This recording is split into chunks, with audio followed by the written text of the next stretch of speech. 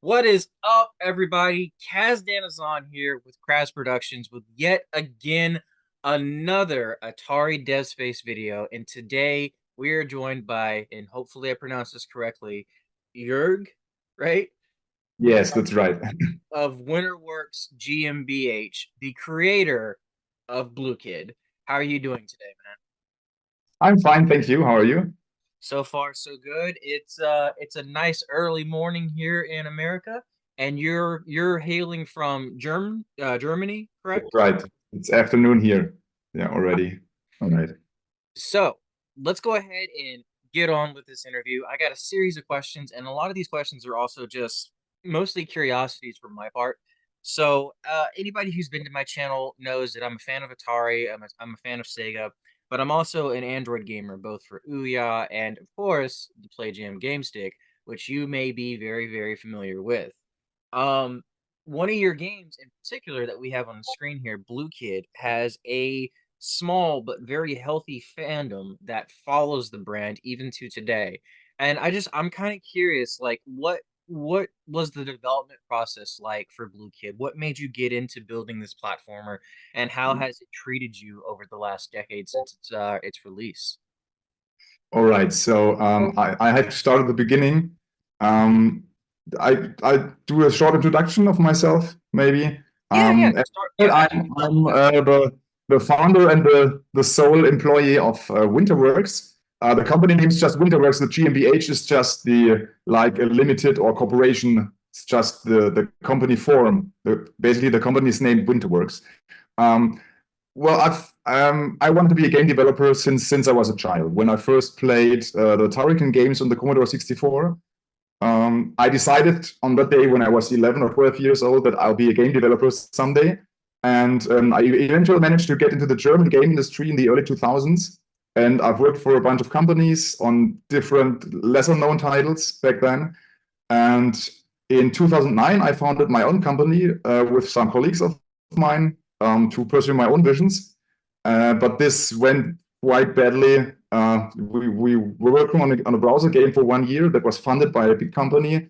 But when the game was released and it was not successful, then the funding was stopped and we had to close the company altogether. And we had to lay off 12 people, I think. That's And this was, yeah, it was really a shame because we didn't get a chance to create updates or to bring the game to other locations, to other countries, stuff like that. Um, and if I may. so I, sorry, No, I'm sorry. I don't want to cut you off. I was just curious. What was the name of the game?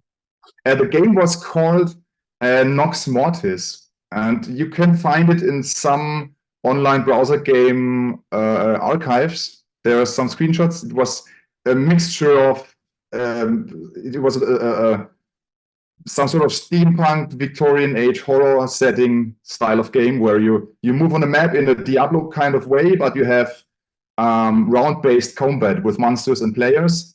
And it was one of those games that you could play directly in your browser, which was very popular in the late 2000s. And the thing was, when the company was closed, I thought I would love to continue creating games. I don't want to get employed again. So the only thing I can do is start a company on my own, where I am the only person responsible. I'm the only person who makes the decisions and stuff like that. And that was in 2011 when I founded Winterworks. And I've always wanted to create retro style games. And yeah, the thing about Blue Kid was um, that I started working with a mobile framework called the Corona SDK, which is today called Solar 2D, I think. And it was very nice, high level framework where you could write some lines of script language and already got game objects displaying and sounds playing and stuff like that. You didn't have to deal with all the low level stuff. So you could quickly prototype games with the framework. Nice. And the thing was that it was a bit limited in terms of performance. So I did some experiments with scrolling levels and stuff like that, and it was quite bad on my Android phone back then. Performance was better on iOS, but I only had an Android phone myself personally, so I was developing for Android mainly. and then I had to adopt the gameplay a bit to these technical limitations. That's the main reason why the game is a one-screen platformer, because, like I said, scrolling did not work out very well. Right. And I don't know if you know the story about Shigeru Miyamoto when he designed Super Mario World. I don't. I know who he is, and of course, everyone knows who Super Mario Yeah. is. But how about you refresh the memory of those who are watching, and also teach me some. Yeah, I try to keep it short. The funny thing is that a lot of times in video game history, game design was limited by hardware restrictions. And Right. so game designers had to work around the limitations or include the limitations into their design to make it work. And the same was with Super Mario World when they invented the Yoshi character. Mhm. And first of all, it was planned that Yoshi was a dinosaur who was horizontally drawn, and you sit on top. But the Super Nintendo has a sprite limit. So if you have too many sprites on one line of pixels, you get this typical missing sprite everywhere. Sprites begin to flicker and stuff like that. And Yeah, so that they need a character which is more vertically aligned, because then you don't have the problems with the sprite limits. And that's the reason why Yoshi is so straightforward and not looking from left to right, but vertically character. right. And the same thing applied, if you would put it like this, to the Blue Kid game design, because I said I can't do scrolling levels, so I have to do a one-screen platformer. And then I said, okay, I'll take this restriction and design the whole game around it. And since I assume you know that there are a lot of one-screen platformers from the past, like the Bubble games, stuff Yeah. like that. I was Yeah. actually going to say, because like what you're telling me is also it's reminding me a lot of the Atari 2600. And this is, I'll make this quick. I don't want to deviate from everything, but one of the games that really like absolutely blows my mind for the 2600 is Solaris. Like Mm. it I can't even begin to explain how much that one blows my mind. I mean, you have basically a third person perspective of the ship flying through space. You have like pseudo 3D like graphics that are coming your way, even though they're not really 3D. I Mm. mean, and as far as like the graphics and stuff on like a particular line or segment of the game flickering because it's two sprites colliding with one, that's something very common with 6502 development. And one of the things that I've actually gotten myself into lately, since September, I've been developing two games for it, is the Panic Playdate. If you're unfamiliar, Okay. it's got a little That's the crazy thing with the grade, copy. yeah. Yeah. And right now I'm downloading like all of my game library, so I can't show you like any of the games, but I'm working with an editor called Pulp. And much like with Blue Kid, uh the framework for Pulp is it's a single frame thing. And of course you can not frame, but single, yeah, I guess it's called a frame, right? Single screen, you mean? Yeah, Or single screen yeah. segment. So there are some workarounds where you can, for lack of better definition, emulate scrolling. Mm. But platforming through Pulp is not exactly an easy feat. And so far, I've only seen, I think, two games, and one of those two games is not completed. So it's interesting to kind of see like, and this is a 1-bit device that I just showed you, so Mm. it's very very limited. Like the download speed for it alone is in kilobytes, not even megabytes. So I've been Okay. downloading 3 gigs since last night at 8 p.m. All It's right. been 12 hours and I'm still downloading. I'm not even halfway there. It's bad. Mm. But Mhm. anyway, all right, I'll keep talking. So please continue. Yeah, but exactly like you said, sometimes you have technical limitations, but you can still create a game design that fits these limitations and still makes a good game. So what I was trying to do was, like I said, create a single screen platformer in the tradition of Bubble Bobble or Parasol Stars or games like that. Mm. And there are also some early preview videos I did when experimenting with the prototype, where I also used graphics from those old games. When I didn't create the graphics myself at first, I used placeholder graphics from, I think it's Parasol Stars, something like that. Do you Um, happen to have those prototype images that you'd be willing to share with the interview at all? That maybe in editing I can slap it in the bottom to say, yeah, hey, yeah, I can provide them later. I have to do some digging for them. Some of them are on my Discord server. I shared some things in the past, but I got them somewhere on my hard disk, so I can share them later with you. Okay, yeah, Um, absolutely. I you mean, can anything. see if you want to call it the evolution of the game a bit. Yeah. Yeah. Anything that you're comfortable sharing with this interview for like the editing Yeah, process? sure. I mean, like I Yeah. said, it's all conversational at this point. So like, I mean, if there's anything that you need adjusted along the way, let me know, and I will completely respect that. Yeah. All right. No, the good thing is, because we were talking about NDAs before, since I create all games myself and I create the IPs for myself, Right. so I don't really have any restrictions. That's one of the reasons why I wanted to create a company with only myself, because I don't have to argue with anyone. I don't have to talk to anybody. If I have an idea, I can try out stuff as soon as it comes to my head and things like Right. that. Yeah, it's just great. Yeah. But I can understand that level of independence for sure. I mean, so and Crash Productions, my company specifically, dabbles in what I like to word it this way, but I'm not sure exactly how accurate it is. But basically, we Mm. typically dabble in the creation of interactive and stimulating media through movies and video games, right? So a very small team, primarily of myself, and then of course several other people along the way who have helped me, and I've also had some small dealings with other smaller companies in the past, but the point is I want to be able to, much like yourself, not necessarily pull all the strings, but know that I have the security to make sure this project sees the light of day without the restrictions of larger companies saying, well, Mm. you got to do this instead, you know? Yeah. So I completely understand, like, we are definitely on the same page. But if I may segue, because I'm kind of curious and we are limited on 40 minutes of time, I do have several questions about the Playjam game stick if you're available to answer. Yeah, sure. So, I try to answer them. There's just one disclaimer. The GameStick version was created with the same framework like I used for the Android version. So from a technical side, I didn't have to do much of porting stuff or dive into the hardware or things like that of the game sticks. So it was just a hit of a button to create a game stick version. right. Yeah. So Actually, I yeah. noticed because I was poking around, and really the main thing that you did with Blue Kid was you primarily you added controller support, which is not featured on any of the APKs that are floating about online when I did testing for the history of Blue Kid video. All Um, right.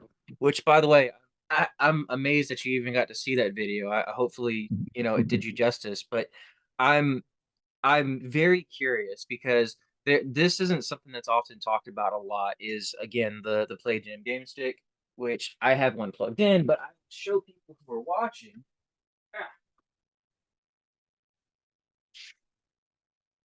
For those who are unfamiliar with what this device is literally just a gaming device that you plug into your TV, and it comes with its own controller. I hit the home button.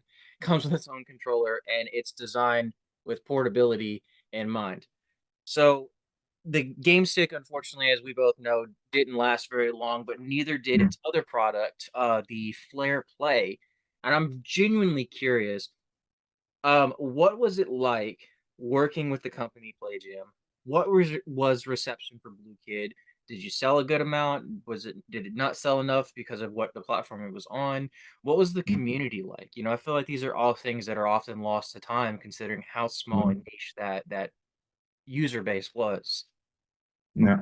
Well, I'm afraid I can't give too many answers because I don't know really much about these things. But I'll talk you through the process where I took when porting the game to the game stick. Like I said, the Corona SDK was designed with cross-platform in mind, which was one of the main reasons why I started working with it. Because as an independent developer, it's always important to bring your game to as much platforms as possible. Because if you focus on one store and you get lost there, then you don't have a chance to make any revenue at all. So this was one of my main goals from the beginning, to be able to release on a lot of platforms. And the Corona SDK was adding more and more platforms over time. So this seemed like a good fit to build my tech on. And sadly, the framework started. I think the company was sold at some time, and they didn't really continue working on the framework until a few years ago. Till one guy picked it up and rebranded it to Solar 2D, and he's working on it on his own. I think two days a week or something like that. So the framework is not really getting updated very well. So just to give you a glimpse into my future, I'm currently working on creating my very own technology from scratch that works on a lot of platforms, which takes a lot of time and a lot of experience. But this is something I've wanted to do for a long time because in the past, when I was not working in the industry, when I was just a teenager working on my stuff, you didn't have Unity or stuff like that. There were no big engines, and you had to do everything on your own. Even if you go a few years more on the Commodore 64 or Amiga scene, you had to write your own technology, Right. which is something I really like, but it takes a lot of time. That's the reason why I chose the Corona SDK to release games on different platforms. So one day they came up and said, all right, the Gamestick is one of the new platforms that we're going to support. And you just have to hit another button and it creates an APK file, I think, for the Gamestick to run on. And we have added controller support. And the thing that I did for supporting the controller was just fill in the high-level scripting stuff that Corona brings with it. So I didn't have to do the low-level programming to get controller support working. If I recall correctly, isn't the Gamestick controller just a standard Android type Yeah, of it is. It's game it's controller? it's Yeah. similar framework to that of the Ouya controller, which of course we'll Yes. get into in a little bit. The Yeah. only difference is so like obviously there's no, R2, L2, Mhm. and it doesn't work for some games. Like I have a copy of Meltdown, for example, on Ouya. Okay. Controller does not work for that, but yet it runs like a dream for Shadowgun and it runs like a dream for Neon Shadows. So there's Mhm. almost every game that I've tested from 2016 and back seems to support this device. Like there is a company called Ray Sparks, or actually not a company, but a guy's named Ray Spark who created a series called Slaughter that I'm a huge fan of on Mhm. Android. And the first four games, Mine Cell, Slaughter 1 and 2, and uh uh Walls of Insanity, excuse me, all work with this controller. And if I wanted to use the other two games, then I have to use this because of these and because Yeah. Okay. for some reason it just doesn't register this controller. Like it's a Mhm. weird thing, right? So like you press up and then like that's your A, you press down and then that's your left. Like I don't know what happened there, but Yeah. Sometimes the mappings are different for different types of controllers. right. The same goes for the Atari VCS controller, if we come to that later. But We will for sure. regarding the game stick, all I did was using the API that came with the Corona SDK and included in my game to make the character be controlled by the game controller. So there was no low-level technical stuff that I had to find out or to implement to get the controller working. So that's all I Um, can say about the controller stuff so far. how closely were you able to work with the company Playjam, or was it just very limited? Or Regarding Playjam, I think the only thing I did was um, contacting them via, I don't know if it was a support forum on their website or email, and Mhm. register as a developer, and then I got access. You must excuse me. I think it's been over 10 years since I created that version. So for me it was a few days of work creating assets and the controller support, submitting the game, and then moving on to the next port, so I didn't spend a lot of time on the game stick. Right. So I don't recall everything that well, but I think it was only um, getting developer status from them, getting access to upload the game somewhere, getting access to the store page, uploading screenshots, stuff, and then I started to hit the submit button, and that's it basically. And I guess the last question that I want to ask in regards to Playjam. So there was also another product they had produced, which unfortunately it was only out for like 8 months before it was discontinued. It was the Flare Play. It was their Yes. version of On Live. And one of the games that launched with that service was your game Blue Kid. Do you remember anything about that at all that you're able to share? Yes, I can tell you more about this. Just had a quick look because I have the controller still here. We do have Really? one. Can I see Yes, it? yes. Just a Nice. second. Uh, I hope I find it, but uh, hang on. Ah, there it is. Oh, I just noticed your Highlander poster in the back. That's that's awesome. Yeah, thank you. Did you see Uh, my video on the Highlander game for the Jaguar? no, not yet. I'll have to send it to you. It was fun Yeah, making it. yeah, do this, please. So, this is the controller. That's crazy. It's shaped like an Xbox controller with all the regular buttons that you would expect. If you like, I can send you some pictures later. Yeah, dude. Yeah. So Does it still work? Like, can you still use it for stuff? the last time I used it, it worked. It's been also 10 years since I used it, but it was working back then. Yeah. So you got that little extra button in the middle or Yeah, that's with the Playjam. on it. Yeah, exactly. And you got, I think, yeah, that's the device that you plugged onto the TV. Well, With let me yeah, ask you this real quick. And this is something that we've been really confused about, trying yeah. to kind of like research this. So it was exclusively browser based. Like if you plug that, or I mean server based, you plug that device in, it no longer works, correct? I think so. I haven't tested it yet, but that was the concept that was told me back then when I did the board, like you So said. because Yeah. I think there was some confusion about whether or not it actually stored games that you had either downloaded or purchased or whatever. But my understanding was that based off of the business model that was presented online, was that it was just directly streamed to the device, and that's all the device was for. That's correct. That was the idea. Like with Google Stadia, for example. Yeah, everything. Um, but during development, I had the game on the device, so I didn't have to set up any server stuff and stream the game while I was developing it. Um, I was working on the device directly. So So we had to obviously take a break for just a moment here, but we're back. So we were previously talking about the Flare Play, which was a product by Playjam, the same company that created the Playjam Gamestick. And I was just genuinely curious, like, with it being a streaming platform and so on and so forth, how does that work into payment for a product that you offered to put on a streaming service? I mean, with it only lasting 8 months, it's kind of hard to say like there was any numbers released to the general public, but did you ever see revenue from that?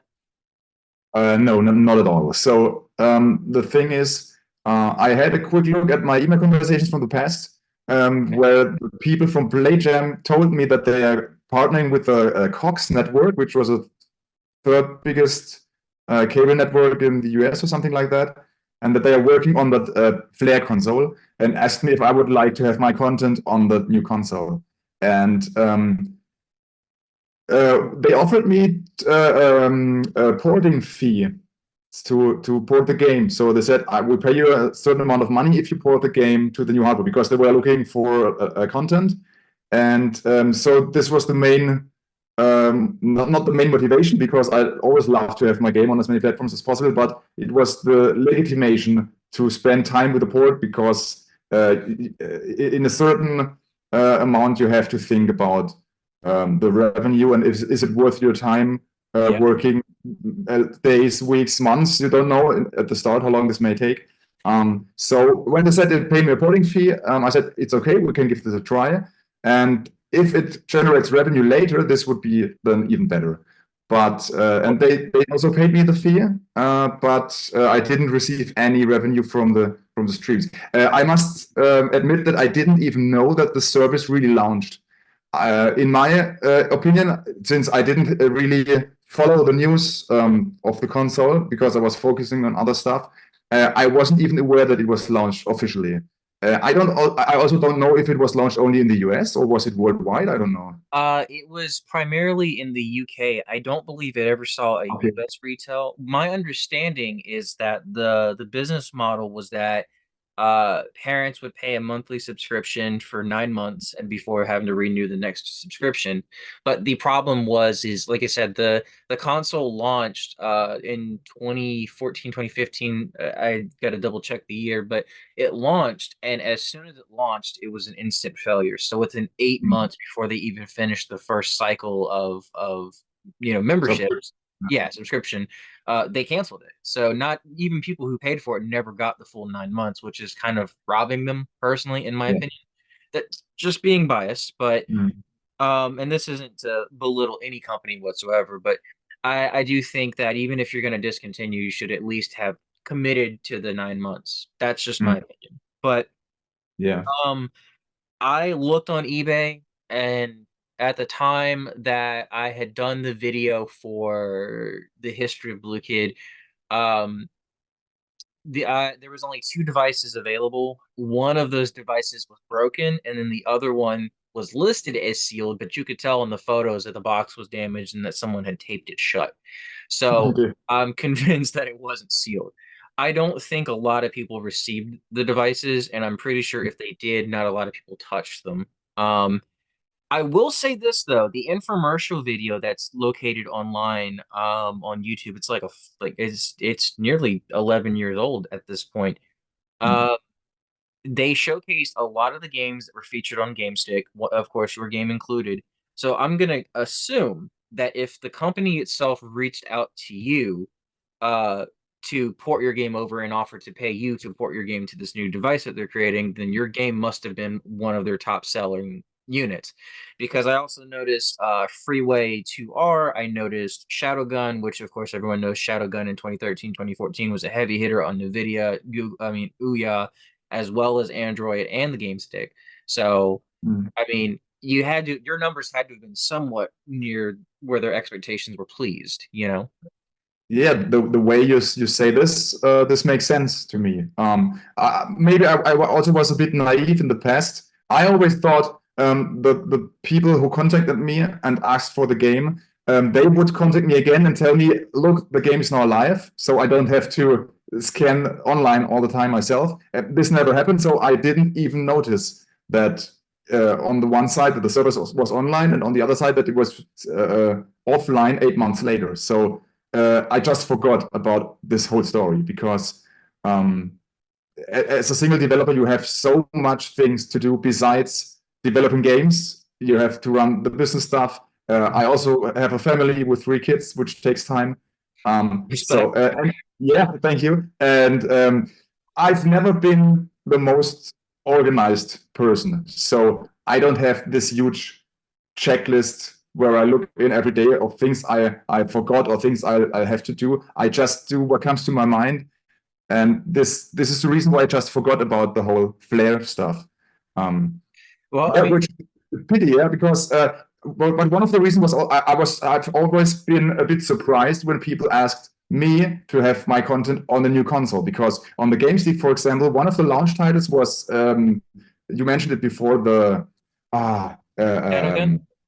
Shadowgun, exactly, which is a huge title, or was a huge title on Android, technically, and also gameplay wise, stuff like that. Hmm. So I was a bit surprised that Blue Kit comes along Shadowgun on a new console. Um, so Yeah, it's weird because no one ever talks about the original Shadowgun anymore, but here it is, people talking about Blue Kids. So look at yeah, you. okay, nice. Don't get me wrong. I really love my games and I like them. And I know that there are people out there who really like them. And this makes me extremely proud. And I'm very happy. Uh, I also get emails or people come to my Discord channel and tell me that my games were the Super Mario games of their childhood when they were kids 10 to 15 years ago, which makes me very proud because this is one of the things that I've always wanted to achieve when I wanted to become a game developer. When I was playing as a kid, I was playing the games, I was reading the credits, and they always wrote, I hope you had as much fun playing the game as we had creating it. And I said, one day I'm going to write one of these things in my games. and I from time to time I get emails which show me that it worked. So this is great. Yeah. Well, first off, I'm proud of you. I don't know how much that means, but second of all, I want to kind of segue because the majority of this interview and conversation has been about Playjam. We need to get into Ouya. We got to get into Yeah. Atari. So let's go ahead and do that. Yeah. Now, let's end the game stick part with this. All right. So, Blue Kid 1 specifically on the Playjam game stick, although you had informed me that you had made a port for the Nintendo DS, was for the longest time exclusive to the game stick as far as like being able to play it because I mean I think there was like a web version or whatever, but like one with like a consoleized, like catered to a console type port uh, was only available on GameStick through preservation. So it's been roughly 6 years since it hit another console, and now that is on the Atari VCS. Uh, Mhm. so I want to ask you that real quick. How does that feel, knowing that now there's a whole new market of people who can experience this game after such a hiatus? It's great because on the one side, it's always good to have more people playing your games. Mhm. It's also good, like I said before, as a small developer, you have to cover a lot of platforms in order to make up for the work you put into the game. And so it was a great chance for me to get into a new market, to meet new people, yeah? Especially here's a shout out to David Page from Atari, who has guided me through all of the porting and all the problems I had with the console. And he's a really hardworking man. I think he He's doesn't get he's a lot. really carrying Yeah, the community in this aspect for sure. it's fabulous. So yeah, thank you, David, at this point. And the story how the game came to the VCS is that, like you said, Blue Kid 1 was only on the game stick because it was created with a Corona SDK, and I was limited to the target platforms for that SDK, for the framework. And one of them was the game stick. And I started working on Blue Kid 2, and I used a different type of technology then, which was a lot more open than the Corona SDK. So I was able to create versions for other platforms without the help of the Corona SDK people. The Corona SDK was really a black box. Right. Yeah. They also did the build of the game on the server, and you downloaded the binary to your PC, which was a bit shady in my opinion, because when they shut down their servers, you cannot do a build of your game anymore. That Um, this, this has changed with the Solar SDK now, but back in the days, I was just not able to bring Blue Kid 1 to more platforms. So I started working on the second game, put this out on a lot of platforms. And when the Atari came out, I thought, all right, I can do the port of Blue Kid 2 very easily, but I could also recreate Blue Kid 1 with the technology from Blue Kid 2 because I have another framework and the games are very similar. So I so maybe take all the assets from the first game, throw them into the second game, and then I can release this version on a lot of platforms. So that's actually one of the things that I was really curious about because I noticed that it felt different compared to the Android version. So the Yeah. Linux version that was used for the VCS, that was just reusing assets from the old Android and it's a brand new engine. It's not a brand new engine, but it's the engine from Blue Kid 2, which is a newer engine than the Blue Kid 1 engine. That's correct. That's Yeah. why it felt because it looks exactly the same. Like it doesn't Yeah. look any different at all. But I was like, this feels so much more different than what I'm used to. Yeah. That's so cool. My first question is, does it feel better now? No, I wouldn't say it feels better, but it definitely doesn't feel worse. I will say that it Yeah. feels very specifically catered to to just modern gaming, and Yeah. that's good enough for me. You All know, right. it. So one issue that the game stick, God, I can't believe we're segueing back. One of the things that the game stick suffers from is there's a latency in the controller. Yeah. But specifically on the game stick itself, like so obviously I have another version of Blue Kid and I have a button mapper, and if I was to still use this controller as I'd used in the making of Blue Kid video, there's no latency. So the latency is not the controller itself, it's the Yeah. console itself. So Okay. that is what made this feel significantly different than the Atari, which is my Atari VCS right here. But I, You know what? Yeah, I'll say it's better. I'll give you that. I'll say it's better because it doesn't feel bad. It doesn't feel wrong in any way. I don't experience latency. It feels like I'm having a genuine modern experience. It's like when you have like your old Super Nintendo controllers and then you get the modifier that plugs into the system, right? You know what I mean? And then it makes everything feel more robust. You know what I mean Mhm. by that? So Yeah, that's what absolutely. it feels like. The funny thing is, my goal was uh, um, to recreate the game in a way that you don't notice any differences. I wanted to keep it as straight to the original as possible, but there are some things like some elementary things in both of these engines that work completely differently. So it was quite um, it wasn't so easy to recreate the game 100%. And Okay, this is what you feel, I think, when playing the game. gotcha. Because it's the timing, the resolution, stuff like that. The collision detection works differently. So all of the stuff I was trying to adjust it as much as possible so it feels like the Android version, but it doesn't. Yeah, it has a higher frame rate also. So maybe that's one thing that you notice.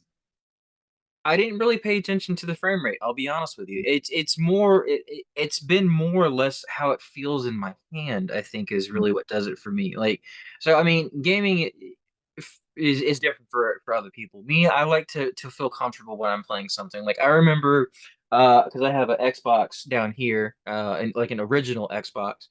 And I had Mace Griffin, right? If you've ever played Mace Griffin or if you've ever heard of it, it's a wonderful game. It's definitely worth revisiting. But there was also a version for PlayStation, if memory serves. And my experience with that and other games like it was only ever through Xbox. So when I tried to segue into PlayStation, you know, the button maps are different and the controller feels different and the way that the analog sticks perform feels different, right? So that's kind of what it feels like. It's like I'm switching consoles because in a way I kind of am, even though it's roughly the same game. And the entire time I just assumed it was Android converted to Linux. I thought it was the same game. Yeah. I didn't realize that it was just completely different. Mm. Yeah, it is. And that's also the reason why it took some time to finish the port. And yeah, but regarding your question for the Atari VCS, like I said, it's great to have it on the new console.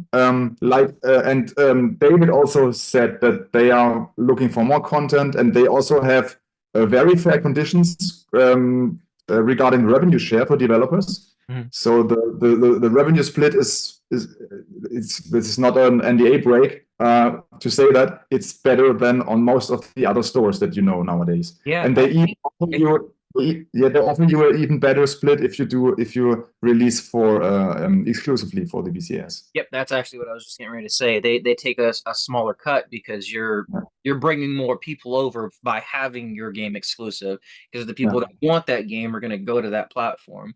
And I think that is honestly a good business model. The fact that they're taking their cut, but they're not taking it so much that it's going to hurt, you know, per mm, sell. yeah, Whereas Nintendo, which is more difficult to get invested into, and maybe I should bleep the name, but you know, I'm just simply saying they don't take a lot either, but they also make it more difficult for developers, especially yeah, when you're independent. And it's not like if you have yeah, like another company like Acapora, who is also featured on the VCS, who has their games on stuff like PlayStation and Nintendo and Ouya even, which we should probably segue into that for just a second.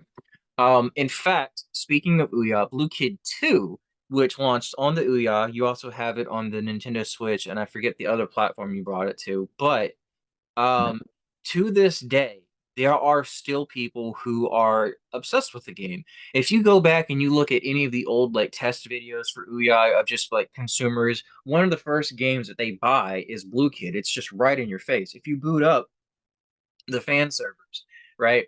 And you go and download a game from the fan servers. One of the first games you see when you go to the Discover store is Blue Kid. It's there, right? okay. So you have a following specifically in the Ouya community, and now of course in the VCS community.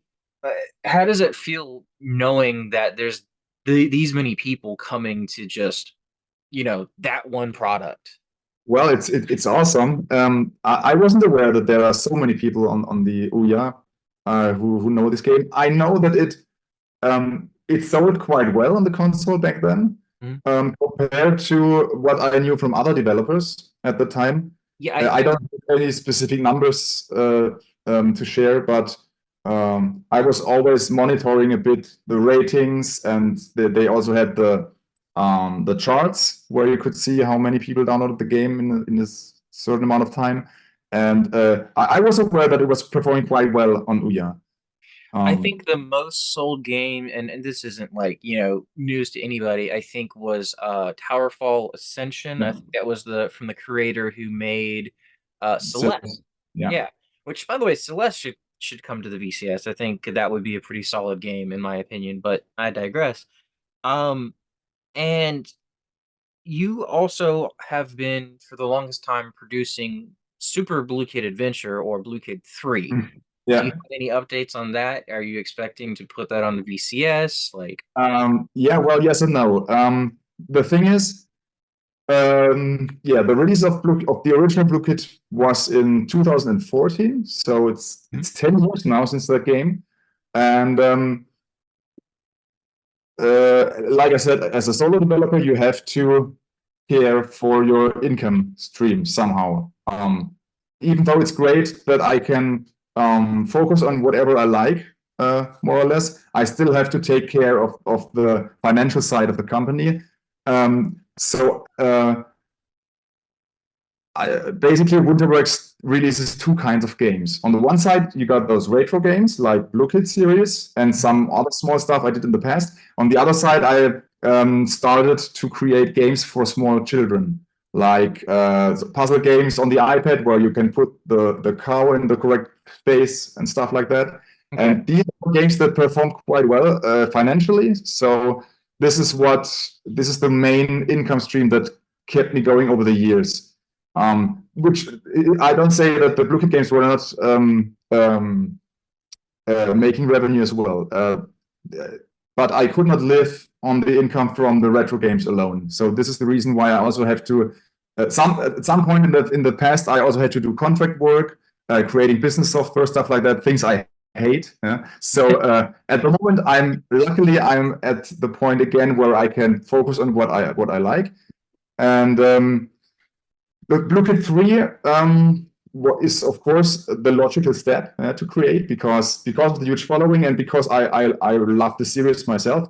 I mean, Blue Kit is my Super Mario game, if you put it like this. Yeah, and uh, I have been working on the game in the past, and I also have a prototype. There are some videos online. I can share you some videos later and screenshots for your video. Yeah. Uh, Yeah, absolutely. I, I also have a running prototype version that has not been shared at all, but maybe, yeah, Are I you think about looking are you looking for playtesters for that? Just curious. yeah, no, because the reason is for the Blue Kit 3 game, I applied for financial funding from the government in Germany because Germany, as one of the last countries in Europe, decided that we now need to support developers with financial funding. And there has always been some possibilities to get funding in Germany, but only for smaller amounts of money. And in 2019, there was a new law that regulated how you can get funding for game development. Okay. And I applied for funding for Blue Kit 3. And this was when the whole Corona situation was starting to kick off. And I hired two people to work with me on the game. But because of the 2 years lockdown everywhere, we didn't make very much progress. So the only thing that I had done after a year was this prototype that I was talking about. And it was, like I said before, it was a technology that we developed from scratch. So I didn't use any frameworks. I didn't use Unity or Unreal Engine, something like that. I wanted to create my own proprietary software that I can port to every platform I like. Mm. Um, the result was this prototype. Now, a few years later, I'm not that, how do you say it in English? I've started again creating my new technology from scratch because the way it went for the Bluetooth prototype is something I cannot continue that easily because two other guys were working on it, on the stuff, technical stuff, and it takes a lot of time for me to dive into what they did and continue it. I'm faster when I do it myself now. Gotcha. Okay. So back to your question.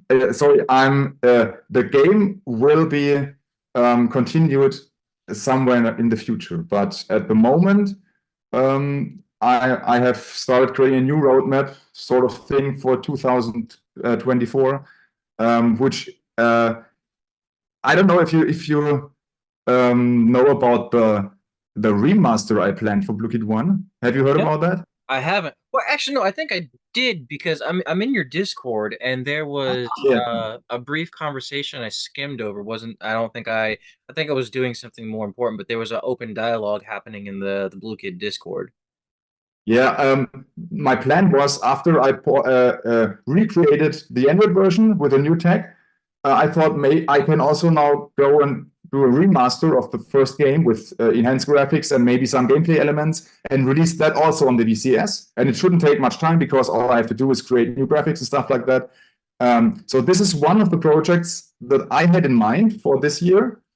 I don't know if I'll do it exactly the way that I told you, like just updating the graphics, or maybe I use my new technology for this kind of remaster. But the main thing I need to focus at the moment is to have games with smaller release cycles. Because if All I right. take, yeah, Sorry, no, I haven't kicked at my feet.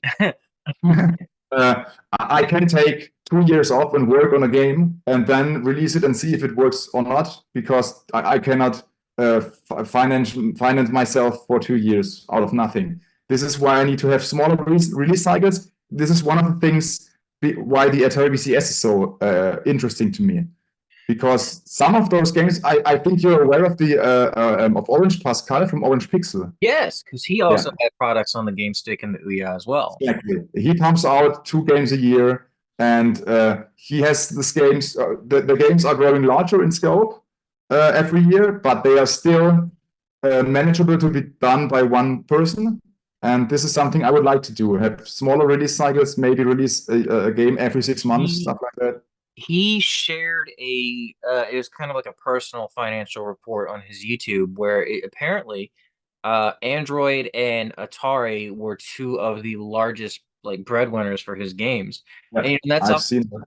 thing that I really want to explore because Android TV, although is a dying market, there's still a ton of people who use it mostly for Yeah, streaming who are also starving for new games on that platform. yeah, I think NVIDIA Shield, for example, their Lightspeed studio games like the Resident Evil 5 and Contrast and Doom 3, like they don't work anymore. And so like yeah, some of these heavy hitter games that used to be offered on Google TV, which again is a dying market, um, they're not accessible anymore. So people want more product or more new games that they can get on some of their favorite devices. yeah. I think and I'm just throwing this out here, I think personally, if you happen to have access to a working copy of Blue Kid 1 for Android that still has controller support, to just throw it up on Android TV. I promise you, like, I mean, I don't think there's any DRM there, so you shouldn't be limited to the hardware. It should just play on just about anything. Mm. If my understanding of that is correct, but dude, throw it out there. Get another, source of revenue coming in if you have that functional, Yeah, thanks for the hint. The thing is, I've always wanted to re-release the game on Android because at the moment it's not available because with new guidelines in the stores every few months, you have to do updates as a developer. You have to include new versions of the Android SDK and stuff like that. Minimum target versions for the operation system and something like that. And this is something I don't have time at the moment. So I Right. would love to. The problem is Android and iOS were the platforms where the game was made popular on. I Yeah. think on iOS, Blue Kid 1 has millions of downloads, the free version. So it's a pity that they are not available on Android anymore. Because if someone asks me where can I get the game, then I say, oh, it's on Switch and on Atari and on the Nintendo 3DS. And and everyone has a mobile phone, but it's not available on Android. So that's one thing that I've always wanted to change. And now with what you said regarding the Android TV stuff or the Chrome TV, maybe it's a good point to go back and see if I can make it run on Android again. All right, so let me ask you this question real quick then. Now, in regards to like not necessarily in regards to development, but now being on this new platform, Atari, has the community been treating you well? Are you pleased with your experience? Is there anything you might maybe recommend to any developers who are watching this who may be considering the Atari VCS? Like what are your opinions on all of that? My general opinion is, like I said, it's a great opportunity for developers because, as far as I know, there are not hundreds of thousands of devices out there, but the people who are using it are very active. So Mhm. you can make sure that when you release a game, everyone who is actively using a console will notice that there's a new game out there. Yeah. So you get a lot of coverage, you get a lot of visibility on the store because you got the section with the new games. And since there are only, I don't know, one game releasing every 5 or 6 days, maybe, Yeah. um, you also have the chance that if you ask David, he's going to feature the game in that feature tab that you have in your home screen. So they really make sure that every user gets to see your game and they know it exists. So this is absolutely fabulous in comparison to all the other stores out there. If you release something on mobile, you have hundreds of games releasing every day or hundreds of apps, maybe. So It's you have no chance of getting any visibility, yeah, anywhere else. there is definitely an ocean of games that are overshadowing indie developers on platforms like PlayStation and Nintendo. In fact, so I'm not a big PlayStation person. I've always been Xbox. We also just got hit with a 10-minute timer, so I'll wrap this up in just a sec. But I've always been, Xbox versus, PlayStation. I've always been on the Xbox team. And as far as my Nintendo Switch, I hardly ever touch it. And the only games that I've ever purchased on my Nintendo Switch are ones that I've either never heard of or are obviously indie titles, specifically because if I'm going to spend like a large amount of money on games, I want to have unique experiences and I want to support people who are also trying to give said unique experiences. The Atari VCS has been since I've become a member of it, since I've got my units and bought my games and so on and so forth. Is my experience with it is that it has been one of the kindest communities I've ever been a part of. Yeah, of course, you have your toxic people that come into every community, but I very rarely see that for Atari. And really, it's just a bunch of people that just want to play games and share nostalgia and talk about the good old days. And I think because of that because of where their heart is towards the product, I think that makes it feel more like home, if that makes sense. I've experienced a lot of people giving viable feedback to developers, people who just play the game, give their honest, opinions. They're always telling their friends about it. I have 4 friends locally who, because of the YouTube videos that I've created, have gone out of their way. And Corey, I'm talking about you, man. Um, have gone out of their way to pick up an Atari VCS just simply because they see how much I loved it and how much everyone else is loving it, and they also in turn have loved their device as well. Um, it's definitely a breath of fresh air to say the least. And even if you don't develop a game for it or you don't have a unit that you can play on, it's still a nice gaming community you can join if you just want to see what it's all about, you know. And of course, in the description below, I want to drop your Discord, Tara's Discord as well, and your Facebook, and so people can Yeah. follow you for more updates. But um, is there anything before we wrap up this interview that you want to leave with the viewers, something that they can take away, whether it's a word of inspiration or a product that you're producing that they can look forward to, anything at all? Now's your time to shine. All right. Well, first of all, I want to thank everybody who likes the Blue Kid games because, like I said, um, I have lost track a bit of how many people play the game on all the platforms. I can see the downloads for the mobile versions from the past. I have the sales for the Nintendo VCS, for the Nintendo Switch, stuff like that. Um, but like you said, for the Ouya, for example, I didn't realize that there are so many people who like the game. And this makes me extremely proud. And I hope that I can put out games in the future that also resonate with these people and they play it and they like it. So this is basically my mission as a game developer. And in the past, I've always wanted to work for great companies because the funny thing is when I talk to younger people and tell them that I'm a game developer, they ask me, "Ah, did you work on Call of Duty?" I say, "No." "Did you work on Fortnite?" "No." "Did you work on Doom?" "No." "You said you're a game developer. What do you work on?" And then I say, I create games for people like me who are in the 40s, 50s, and like retro games and charming games, and like you said, games coming from the heart and touching your heart.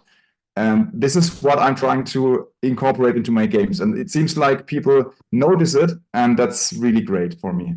Yeah. So thank you. And hopefully I pronounced the name correctly. It's Jurg, right? Yeah. Yeah. Jurg.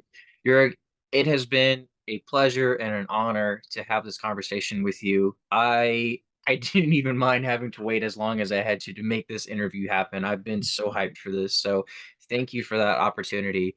Thank you for the memories at that. And lastly, I really look forward to, if it comes out anytime soon, Blue Kid 3, and any other games that you may release in the future.